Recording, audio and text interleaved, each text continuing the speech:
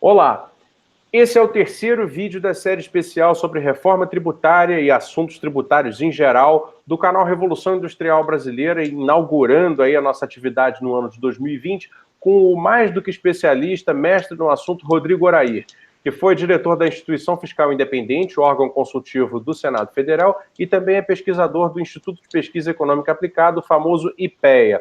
Nesse terceiro vídeo da série, nós vamos abordar o tema que talvez quem acompanhou o primeiro e o segundo está esperando, né? Ele chegou. Chegou a hora de falar sobre os impostos sobre os ricos, donos de patrimônio, né? Todo mundo sabe que existe uma injustiça tributária no Brasil, que é muito patente, né? O Brasil tributa muito, falando um pouco mais tecnicamente aqui agora, o consumo do que a renda e a propriedade, né? O tipo de tributo que é praticado no Brasil incide muito sobre o consumo, sobre nós, consumidores, sobre qualquer tipo de pessoa de qualquer faixa de renda, enquanto existem isenções tributárias importantes, cujos volumes potencialmente arrecadados seriam muito grandes, né? Naquilo que é a renda, né, das grandes, né, faixas de renda, e também naquilo que é a propriedade, o patrimônio estabelecido, né, por aqueles no Brasil que detêm, né, maiores quinhões da riqueza. Então eu vou começar perguntando aí ao Rodrigo Orair se existe alguma possibilidade dessa reforma atacar, por exemplo, questões como tributação de lucros e dividendos distribuídos por grandes empresas aos seus acionistas, a tributação de heranças, né, de grandes patrimônios herdados por famílias que são, né, aquinhoadas. Se existe, por exemplo, a possibilidade de passarmos a tributar com um imposto de propriedade veicular as lanchas, iates, aeronaves que hoje estão isentos.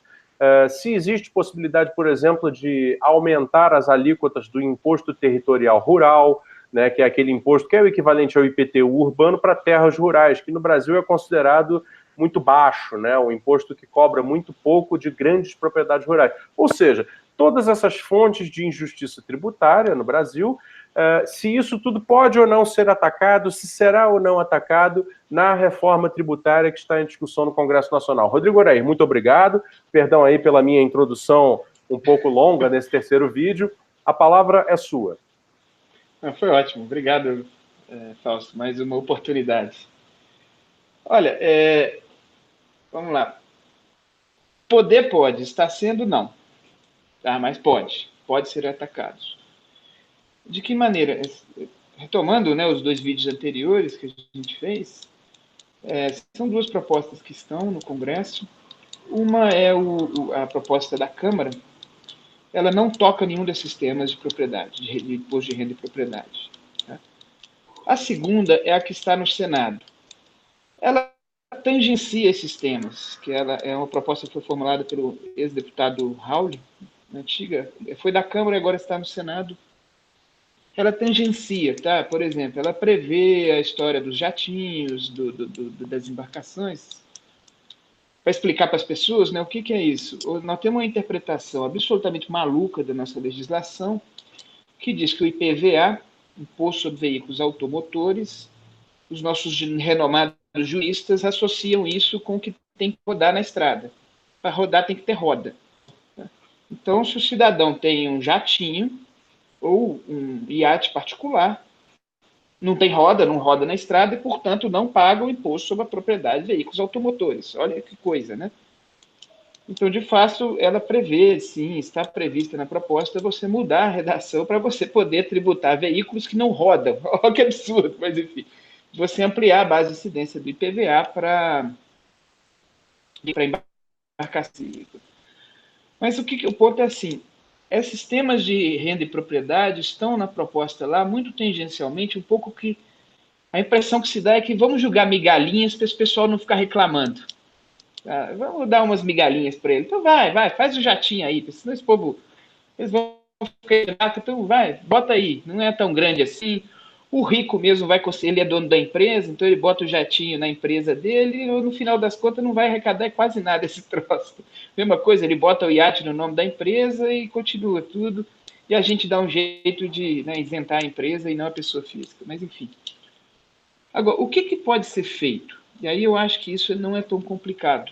é fácil de fazer e é uma pequena emenda na proposta. O que a proposta diz? Eu vou criar esse novo IBS. Como a gente afirmou, ele seria um dos mais altos do mundo, 27%. Tá? E ele manteria a regressividade do sistema tributário brasileiro. Para os nossos, quem está acompanhando aqui o vídeo, por que o sistema tributário é regressivo? Porque o Brasil é um dos que mais tributa consumo do mundo e um dos que menos tributa renda. Por que isso é regressivo? É porque o tributo sobre o consumo ele não diferencia o cidadão. O cidadão vai comprar uma laranja, vai comprar um desodorante no supermercado, vai pagar o mesmo montante de imposto embutido naquele bem. Os mais pobres consomem toda a renda que têm e, portanto, proporcionalmente à sua renda, pagam muito imposto sobre consumo. Os ricos não, eles têm uma poupança grande, eles aplicam os seus recursos, eles consomem pouco em proporção da sua renda, e, portanto, eles proporcionalmente à sua renda pagam menos imposto sobre consumo do que os mais pobres. Isso não dá para resolver no IVA, vai ser sempre assim. O que você pode fazer? É tributar mais a renda e a propriedade. A propriedade é proporcional, ou pode ser com alíquotas progressivas, ao patrimônio das pessoas. A mesma coisa, a renda, ela cresce conforme a renda das pessoas. E aí você muda o balanço. Se eu tributo mais a renda e a propriedade, eu tributo proporcionalmente mais os ricos. Se eu tributo mais o consumo. Por isso que o nosso sistema tributário é regressivo. O que você poderia fazer na PEC? A PEC diz o seguinte, olha, essa alíquota vai ser neutra do IBS.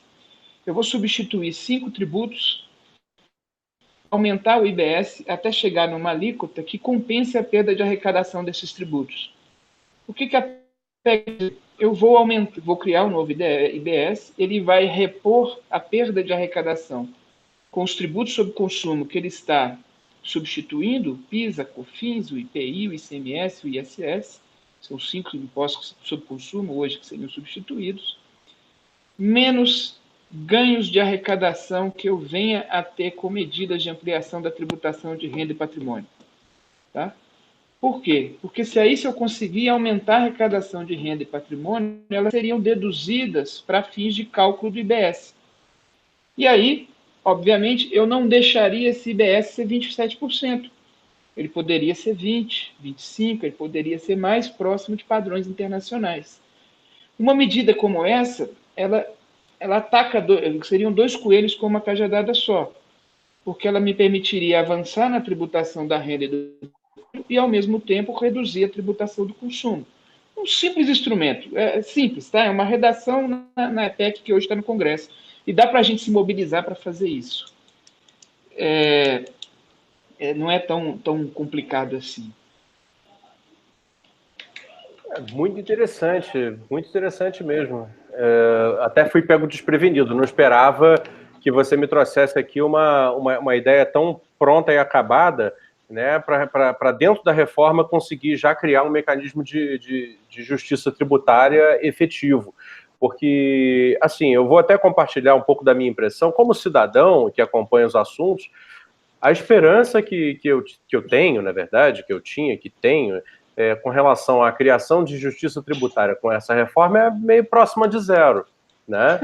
Porque a realidade brasileira é de uma classe política muito comprometida, né, com os interesses, né, que dominam o panorama econômico brasileiro. Não quero fazer um juízo de valor, eu acho que isso aí está dado, né? Mas eu te pergunto, Rodrigo, a criação de um imposto sobre lucros e dividendos, né, a criação a liberação de uma maior alíquota sobre grandes heranças, a mudança do patamar de cobrança de imposto sobre latifúndios, sobre grandes propriedades rurais, independente de estar ou não dentro da reforma, potencialmente entrar na reforma ou não, essas coisas contribuiriam positivamente para o Brasil na sua situação fiscal atual, nas suas possibilidades de promover políticas de desenvolvimento futuro? Essas seriam instrumentos válidos e importantes, na sua opinião, de especialista? Sem dúvida nenhuma, viu, Fausto? Hoje há um grande consenso na a teoria econômica, nos anos 80 e 90, dizia o seguinte: a tributação tem que ser o mais neutra possível e se abster de objetivos redistributivos. Redistribuição a gente faz com gasto de preferência da sua família. Hoje se reviu esse paradigma, tá? Hoje há um grande consenso, isso está se caminhando cada vez mais. E aí não estou falando só de economistas heterodoxos, não estou falando de economistas mainstream, ganhadores de prêmio Nobel, recente ganhador do prêmio Nobel afirmou isso explicitamente, de que que desigualdades extremas, em particular desigualdade, concentração e excesso extrema no topo da distribuição de renda, é danosa para o crescimento. Tá? Para não falar para outras coisas que ela é danosa. E aí você começou a ter uma visão de que sim, a tributação tem que ser utilizada para coibir concentração extrema de renda no topo. E quais são os instrumentos para isso? É tributar a propriedade e a renda. Tá? Cada um desses tributos no Brasil tem problemas, um por um. O imposto sobre herança. O grande problema dele no Brasil é que os limiares são muito baixos. O que é isso? Às vezes, dependendo do estado, um velhinho que tem 18 filhos, mora numa casa, numa boca de favela de 200, ele cai na alíquota máxima do imposto de 5%, que é a mesma que se aplica ao rico.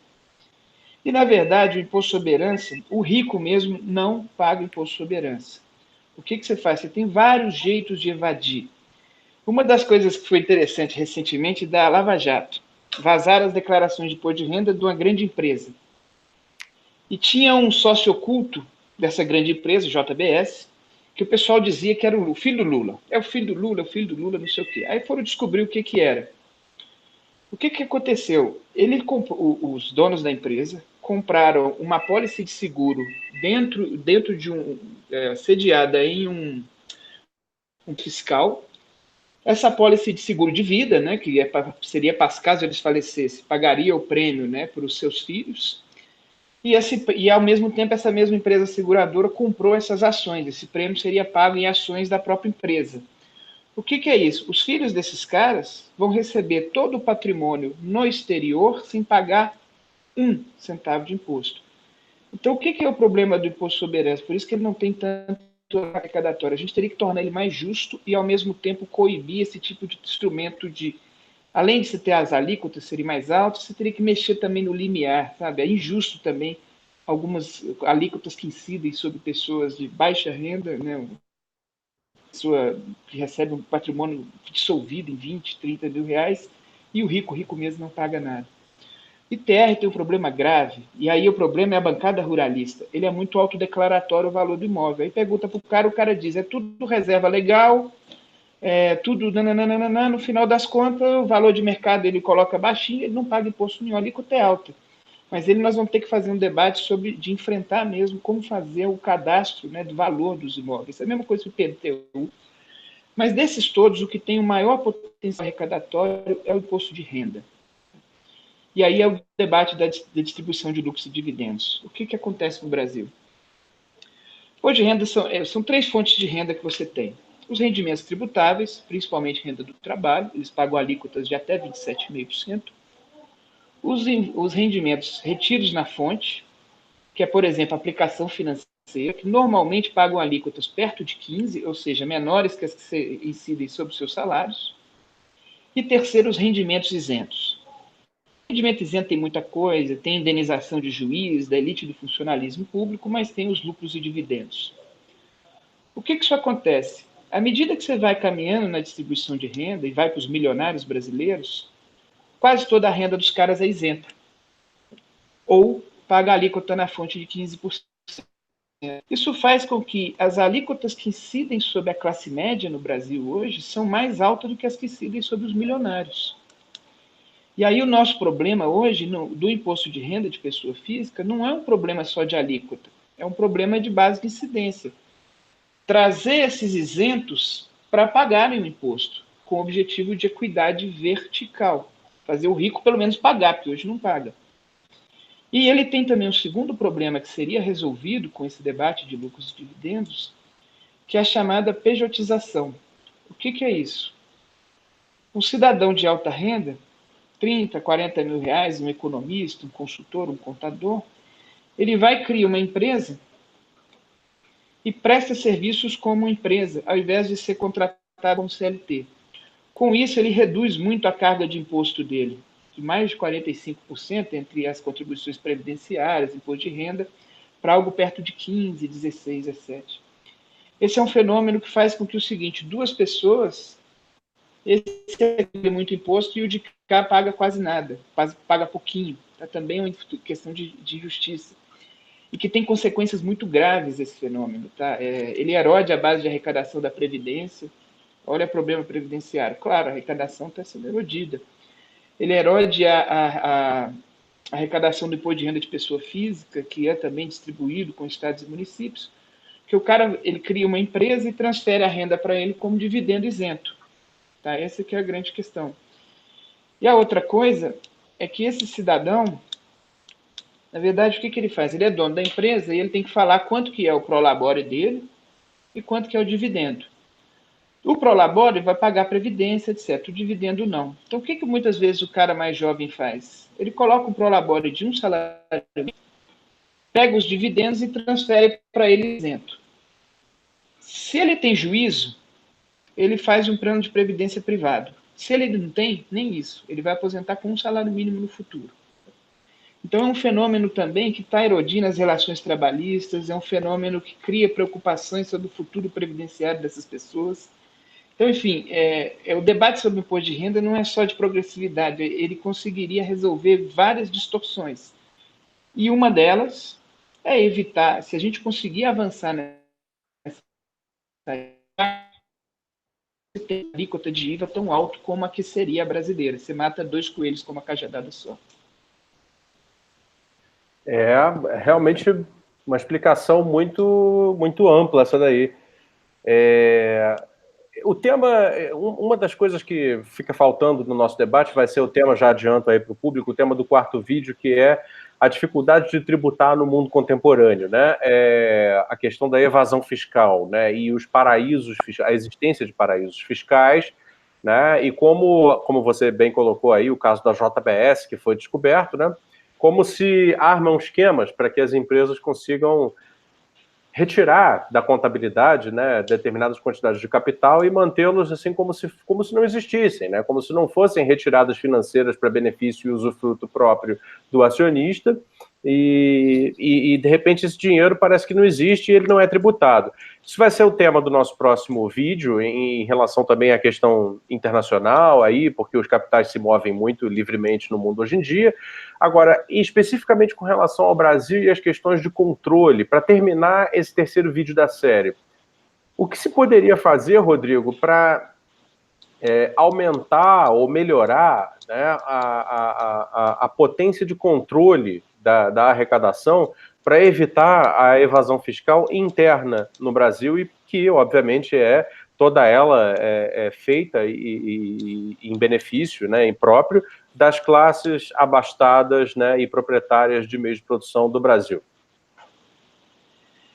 Eu acho que você tem que dar boas alternativas, né? Então, primeiro, simplificar o sistema. O sistema tem que ser mais simples. Um sistema muito complexo, ele tem muita brecha, ele tem muita oportunidade para esse tipo de coisa.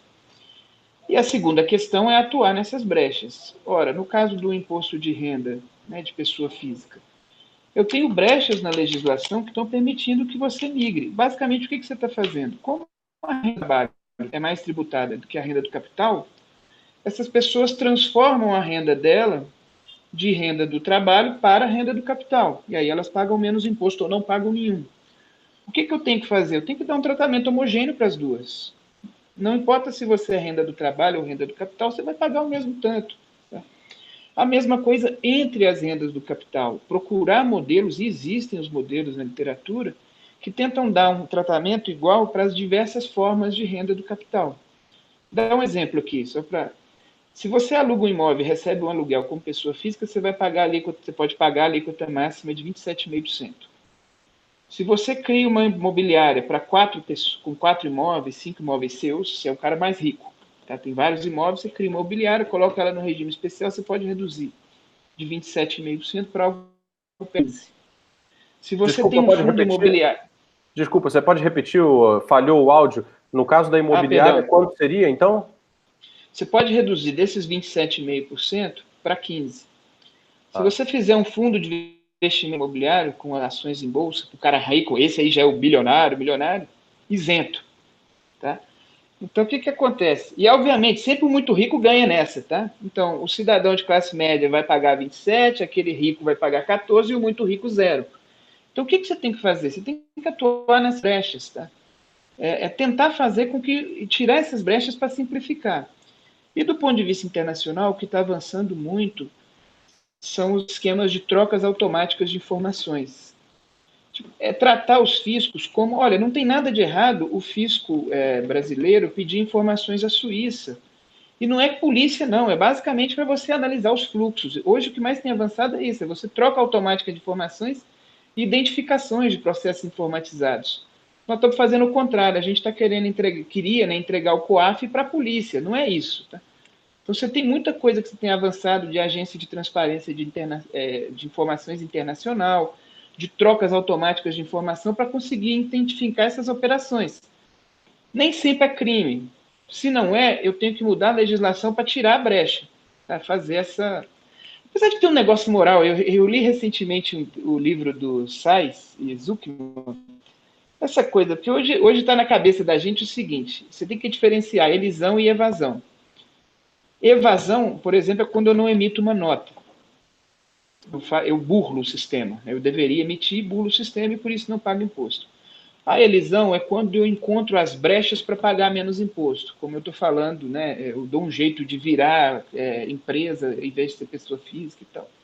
Uma é crime, a outra não é. Mas espera aí, as duas são igualmente morais, não são? Quer dizer, eu acho. Né? Então a gente também tem que resgatar uma dimensão que é uma dimensão moral mesmo, filosófica. Tentar, vamos fazer um sistema que funciona para todo mundo, vamos revisar essas brechas, vamos buscar uma coisa que seja justa para todo mundo, que todo mundo seja tratado como igual, que não é o caso hoje. Né? Hoje, os muito ricos não pagam imposto no Brasil. Muito bem. Esse foi o nosso terceiro vídeo da série especial com o Rodrigo Orair sobre questão tributária e reforma tributária no Brasil, o tema que vai incendiar aí o primeiro semestre desse ano de 2020. Esse foi aqui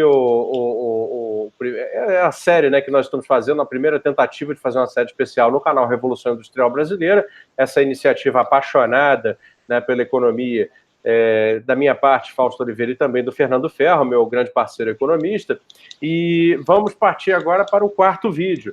Você que está nos acompanhando, então daqui a pouco vai aparecer o quarto vídeo em que nós vamos tratar um pouco mais dessa questão aí da elisão ou da evasão fiscal, a moralidade por trás disso, ou imoralidade por trás disso, e as boas práticas internacionais que podem fazer o Brasil se tornar um lugar um pouco mais justo em termos tributários e, portanto, com mais capacidade de promover políticas públicas, né, de desenvolvimento da sua base produtiva e de bem-estar social. Muito obrigado e até o próximo